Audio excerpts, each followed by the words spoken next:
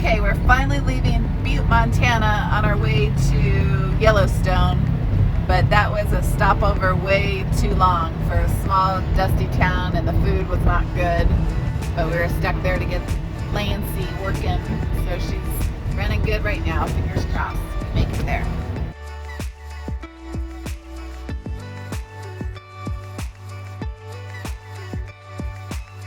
We're up at Bozeman Trail. That was one of the steepest hills we've went up yet. We're at the top, ready to head on down.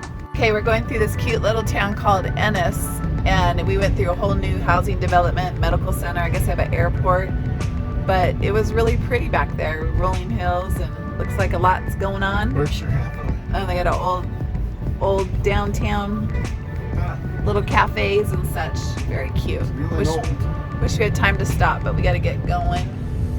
But Ennis, Montana looks like a cute place. Cheryl Harris. Want to look it up?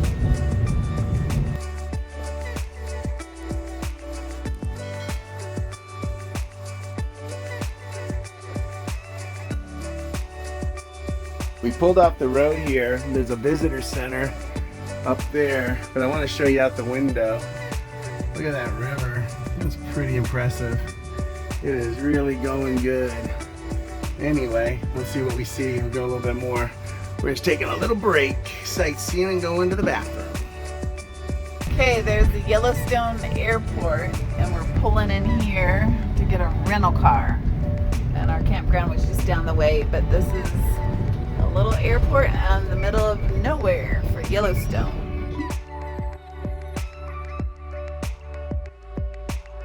We didn't quite know what we were up for.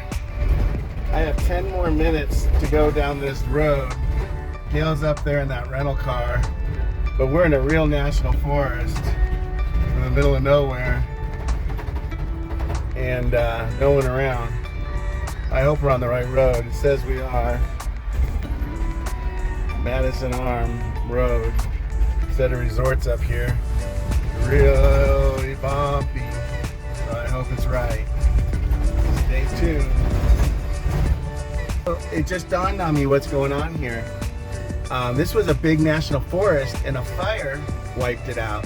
These trees are probably only a couple years old, so normally I'd be driving through a big forest back into here, but I am driving to where a wildfire obviously came in. You can see what's left, and ravaged this place. So it looks almost like a desert, but you can see everything's growing back, and it'll be a forest again soon. But that's what's happened here. Okay, makes more sense to me. Check it out, getting in the forest. All right, I've entered the campground, and take the next left onto Madison Arm Resort, U.S. Forest there you go, Madison Resort. Here's a new one. They will not let us put the trailer in the camp spot even if it fits. So I had to bring it up here with all of these trailers, which are for boats, and I'm just gonna have to leave it here. So I'm gonna unhook it right there and hope it don't get stolen, I guess. I'll take the bikes out. Here we go. All right, we're in our spot. Kind of a cool spot, kind of big. Had to really get it up on some levelers there, but we'll make this home for the next few days. All right, here we go. All right, that is my view from my office this morning. That is a beautiful lake in Montana, and we are in the Yellowstone campground, and that's what it looks like out my front door. And we're working and having some coffees being made, second pot, and we're kicking some butt, right, Gail? Gail? Say hi, Gail. Good morning. Okay, we're leaving Madison Arms Resort, and we're in a rental car, and Keith has a whole loop planned for us today. We're done with work, and we're gonna hit the lower geyser, it looks like, and then, whoops, Grand Prismatic Springs, Old Faithful, and then an upper geyser, and then end the day with Hayden Valley, which I guess is a great place at dusk to see all the animals. So hopefully we get to see a bunch of animals. Looking for bears. Looking for bears, and there's little Lancy. She made it after her little repair job, thank goodness. But we got about 5.5 miles to go down this road. Okay, as soon as we got into the Yellowstone West entrance, probably 1 mile in, it said we were in Wyoming. So we left Montana and we're in Wyoming. And we're looking for bison. Okay, everyone pulled over because there's a bunch of elk in the field. They're all checking out Star hanging out the window. She's giving them a show. You see some elk there, girl? You see some elk? They're out there in the... Here's our first geyser or hot spring we're going to. It's called Lower Geyser. Coming up on our first pool here. That's a pool of hot water. So hot that it's steaming. The earth is heating it. It's a geyser. Actually, it's not a geyser. It's just a pool. Look how blue that is. They call these bubbly things paint pots.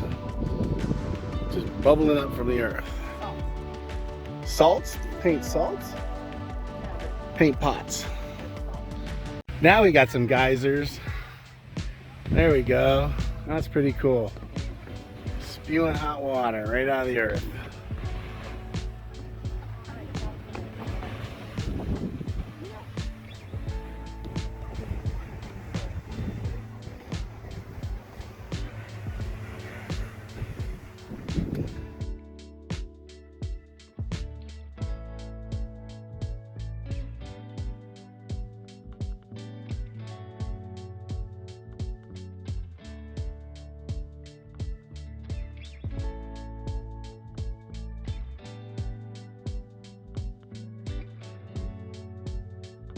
We're walking up here to see the most photographed pool in all of Yellowstone. Here it's pretty. Check out the hot water coming from the glacier, filling up the river. There's no swimming, but wouldn't that be a cool place to be able to swim?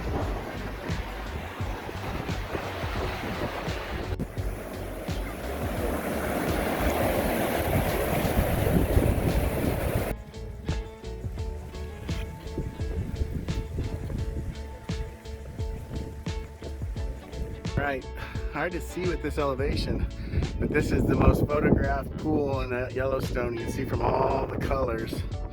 See if we get a better view somehow.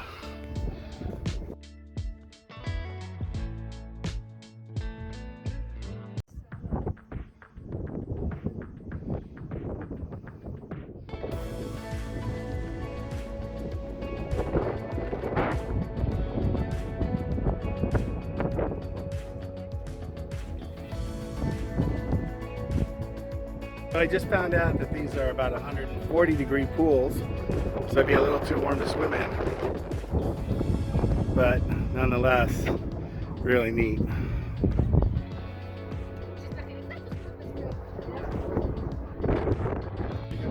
Alright, correction, 160 degrees this says. Even a little bit warmer.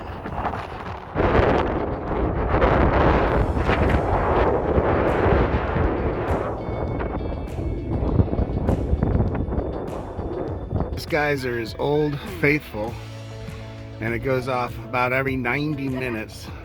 So we're gonna wait for it to go off and check it out. It goes really high in the sky, so it should be something to see.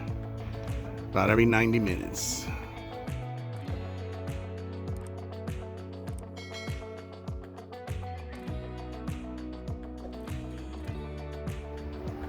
There goes Old Faithful.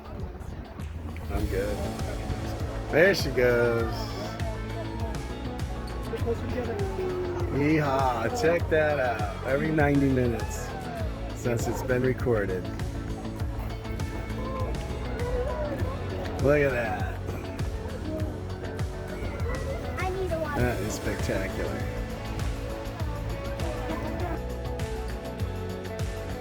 What do you think, Gail? Pretty cool, worth waiting for?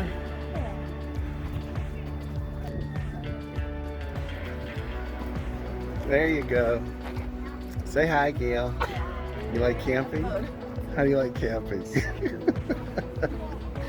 There's Yellowstone Lake. It's huge, and we just went by another beautiful geyser, but we're done with geysers for the day. We're heading to Hayden something is where all the animals come out at night. So this is Hayden Valley, and you're supposed to be able to see some bison or elk or deer or wolves. So we're hoping to get lucky. It's a big, huge valley here. But usually there's a bunch of people pulled over with cameras and you see the animals, and so far, nothing. Okay, we found another bison. People are pulling over to check him out. That guy's out of his car, walking up to him like he's not supposed to be. So maybe we'll see him get charged in a minute. They're all getting out. That's smart. All the people, all the signs tell you not to, all the literature tells you not to, and here we go. You just can't be the slowest. Yeah. Let's go real slow. There's another lone soldier. He's getting his grass on. Looking for bison. Looking for bison. We found you, dude. Can we get a smile? So we're going back to our RV camp, but it's 5.5 miles of drifting for Keith and terror for my little girl. She's had it. She's asleep. She's ready to call it a day. But it's a beautiful sunset, and we're in a rental car. Drifting in a rental car. Keith is having fun on the berms, but there's a guy in front of him going a little slower. We can't drift too hard. He owns a car apparently in front of us. Oh, it's a beautiful sunset though. It's weird to think we're in Montana and we're just in Wyoming. It's a weird phenomenon, this little state line.